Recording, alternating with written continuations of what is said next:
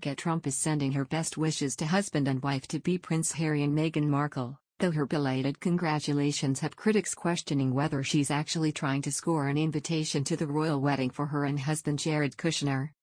On Friday, the 36-year-old special assistant to President Donald Trump tweeted out love for the couple, who announced their engagement on November 27.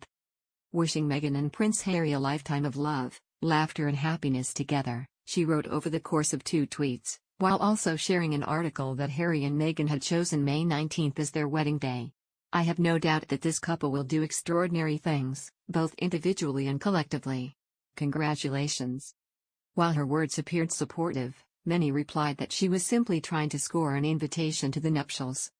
"You know this won't get you invited to the wedding, right?" one user responded. "Hoo boy.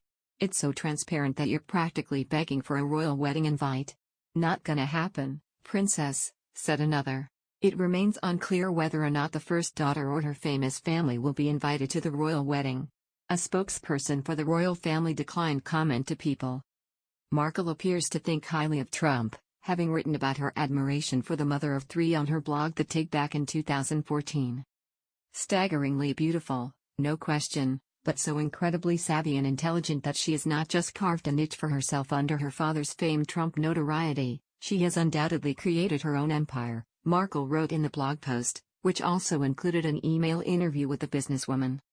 "It's so easy to knock the girls who come from privilege, to assume they rested on their laurels and garnered accolades simply by being fancy from the womb. But I always remember Ivanka being different. She wasn't dancing on tables as a teenager or releasing pop albums," Markle added. "She wasn't running amok publicly, swearing and being smacked with DUIs.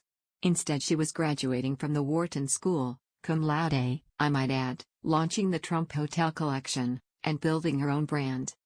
Her piece included a vow that she would get together for drinks with Trump the next time she was in New York. "This much I know, when we have drinks, I will make sure I order whatever she does, because this woman seems to have the formula for success and happiness down pat," Markle said. It seems Markle's admiration does not extend to Ivanka Trump's father.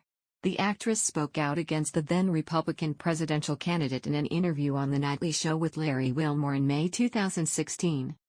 "It's really the moment that I go.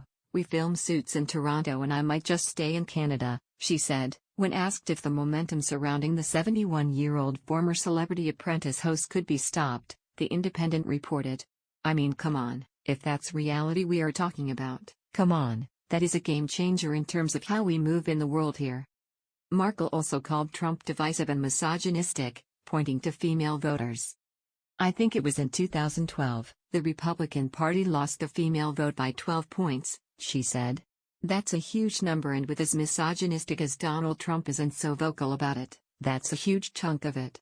You're not just voting for a woman if it's Hillary Clinton because she's a woman, but certainly because Donald Trump has made it easy to see that you don't really want that kind of world that he's painting." Harry, meanwhile, had met Melania Trump at the Invictus Games in Toronto in September during her first solo foreign trip as First Lady.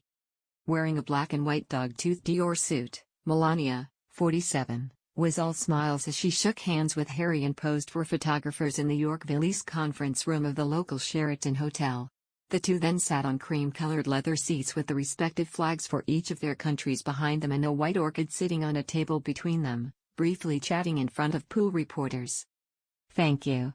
Thank you so much for coming," Harry, in a navy suit with a crisp white shirt and maroon tie, told the First Lady, who was leading a U.S. delegation for the multi-sport international event Harry created specifically for wounded, injured, or sick armed services personnel.